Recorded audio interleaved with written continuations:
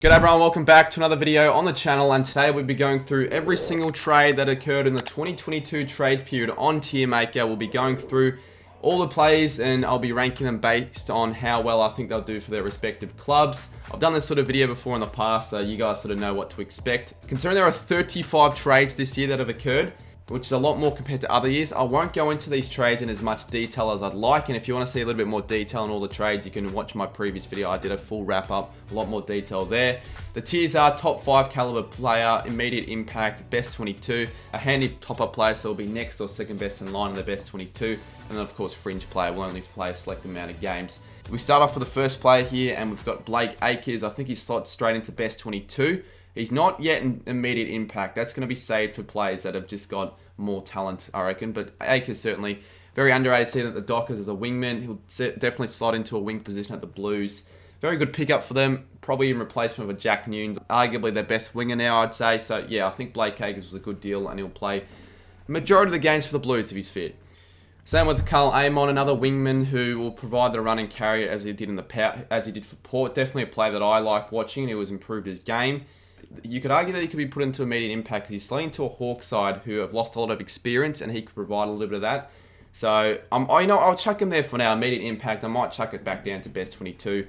Next up, we've got Toby Bedford. A bit of an underrated trade. I feel like he'll certainly be in the best 22, considering that the Giants lost Bobby Hill.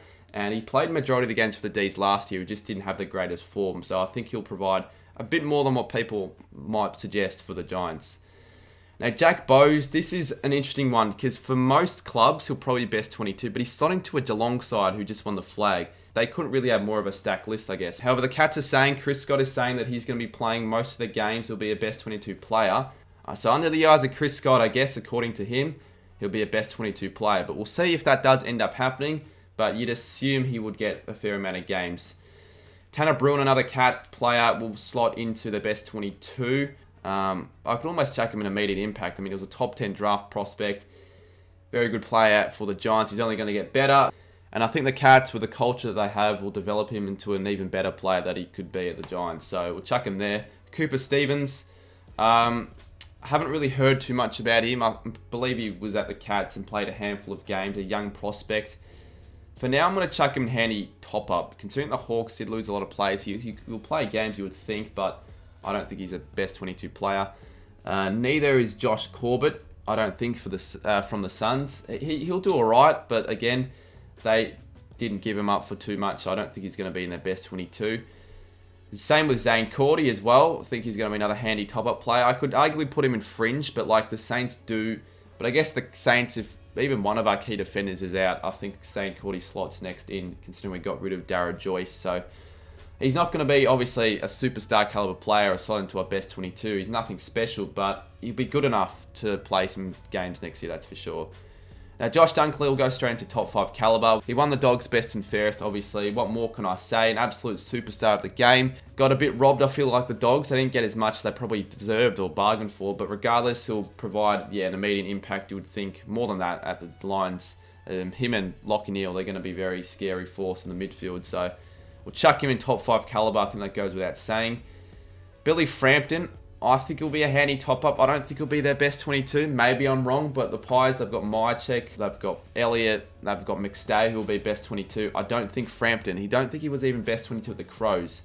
But, yeah, I'm not too sure about fringe. And again, probably same with Francis. We might have to switch this around. We've got a lot of handy top-up. I'm being a bit too nice and not wanting to put anyone on fringe. But again, yeah, Francis, he sort of fell away in his last couple of seasons at the Bombers, Francis did. So, of course, Francis wanting a fresh start at the Swans. But with the list that they have, it's going to be tough to slot into that defensive 6, to be honest. So, I think handy top-up. Brodie Grundy, I reckon immediate impact. Arguably top 5 caliber. But again, the Ds, they do have Gorn. So, it's not like it's as big of a deal as it could have been. But, yeah, it's certainly going to make an immediate impact there. Possibly going to be changing the game style to suit these two plays. Of course, both Grundy and Gorn, they'll have a bit more time rest up forward whilst the other plays ruck. So, yeah, certainly immediate impact for the Ds. You could argue top 5. We might change that around. Jack Gunston, I think he's also going to make an immediate impact. Like, he'll certainly be best 22, but a player of Jack Gunston's caliber, like, he's a very, very good player, and I still think he's underrated. Capable of kicking 50-plus goals in a season. So certainly going to be providing the Lions with a lot more scoring power, and I think, yeah, certainly going to be in this area. Bobby Hill, I'll chuck him in best 22. I don't think he's quite yet an immediate impact play because we haven't seen as much from him at the Giants. Of course, missing a lot of footy, but he's got the possibility of almost being a top 5 caliber player for the Pies, I think. Jacob Hopper, he'll probably go to immediate impact, possibly top 5 caliber player, but one of the stars of the competition, got a lot of upside still. Top 10 draft pick, what more can I say? He's just going to strengthen and bolster their list completely in the midfield for the Tigers. And same with Taranto. I think right now Taranto's a more established and a better player and would probably be a top 5 at the Tigers. I'm trying to think Bolton, maybe Dusty, or Lynch. I'm just trying to think who else would fit into the top 5. I think Taranto, you would say, is a top 5 player at the moment. Horn Francis will certainly be a best 22, and I'll probably say immediate impact as well. We'll chuck him at the end there. He's only played the one season, and a somewhat forgettable season for North. Like, he's shown signs, but not really the season that he would like, performance-wise and off-the-field-wise and all that sort of stuff. But new club, new colours, home state. Port Adelaide, they're normally pretty good at developing youngsters and young talent, so I think Horn Francis will definitely blossom at the Power. But next year, I don't think he's going to be a top 5 player yet. He's only played the one season, but he's a number 1 draft pick. You would think he'd eventuate into a top 5. Lockie Hunter, I'm not too sure because I heard that the D's were saying they were going to play him as a best 22, possibly on the wing. At the same time, the D's have got quite a stacked list, and Hunter, I don't even know if he was making best 22 for the Dogs. If he was making best 22 for the Dogs, you'd think he'd make best 22 for the D's.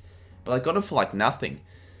I reckon we'll just chuck him into best 22, but D's fans let me know because I'm not 100% sure. I'll chuck Hunt in best 22 as well. Like, he's probably going to provide a bit of an immediate impact considering the Eagles at the moment have no one. And I guess anyone they bring in will provide a bit. But Hunt, he'll provide that run and carry off half back, assuming that's where he plays, or maybe a wing position, not too sure. But yeah, certainly for the Eagles, especially the Eagles, Hunt will be a best 22 player. Jackson, top 5 caliber, only played the few seasons as a youngster, but already proved himself with the potential that he has. And the Dockers had to give up quite a bit for him, so certainly going to provide a lot for the Dockers in his new colours, and the ruck partnership between him and Darcy is going to be very threatening as well for a lot of teams, so that'll be interesting to see how that works. Liam Jones, I'll check him in best 22. They got rid of Cordy.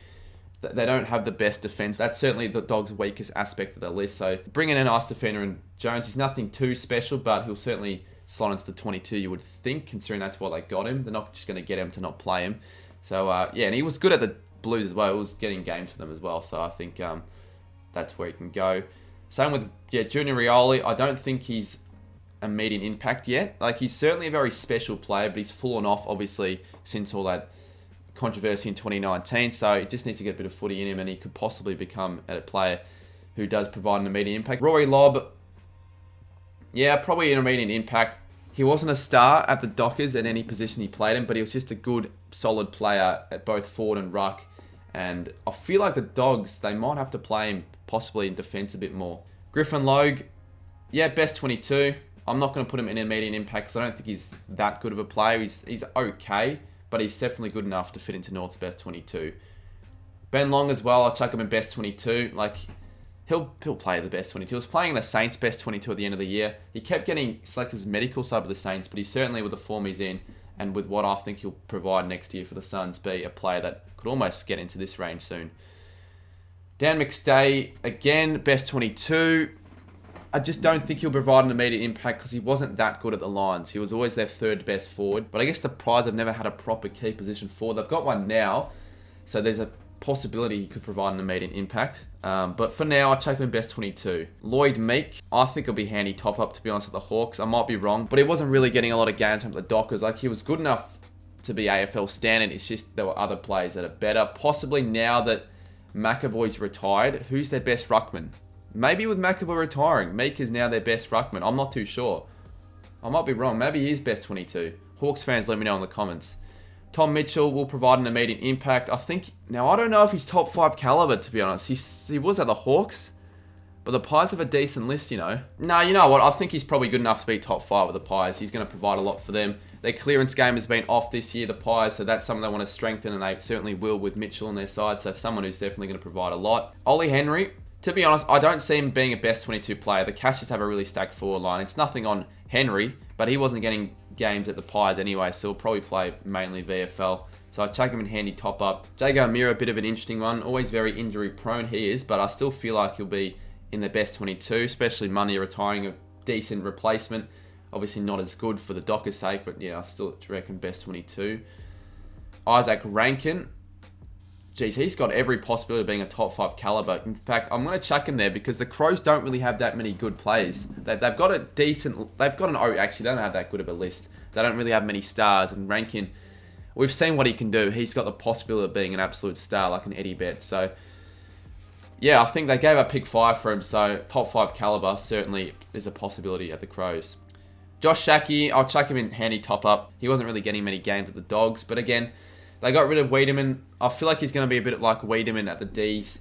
He'll get opportunities, but he'll probably not be in the best 22. He'll probably fall out of the side quite a bit. But you never know. A fresh start for Shackey could be what he needs. Same with Will Setterfield. He'll be depth for the midfield for the Bombers. So I'll just chuck him at the end. And I reckon same with Darcy Tucker.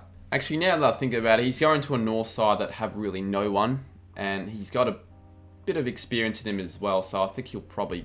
be a best 22 player in the midfield for them. And then Wiedemann, I'll chuck him in best 22 as well. Like, obviously he wasn't at the Ds, but the Bombers, they don't have the greatest forward line. Aside from Peter Wright, Stringer, they don't really have that many players. So I think he can certainly sign to the best 22 and can have a bit of a breakout year, Wiedemann. So there we go. Those were the trades. I'm going to reshuffle a little bit. We need a few in fringe players. So, probably Corbett. I guess we'll just sort of separate these players and who I think is better or worse.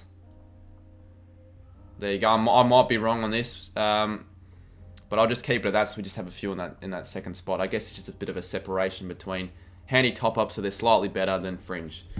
But that was it. Those were the trades. That was my list. We had a lot in best 22. But again, I don't know everything. So I could be wrong. There could be a player that I'm undervaluing or overvaluing. So if that's the case, just let me know in the comments. I'd like to see a discussion. So what do you think about the plays, especially those that join your particular side? Let me know in the comments.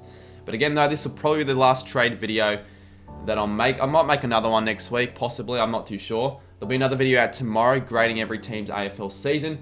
And yeah, I'll see everyone soon in my next video. Have a good one. Cheers.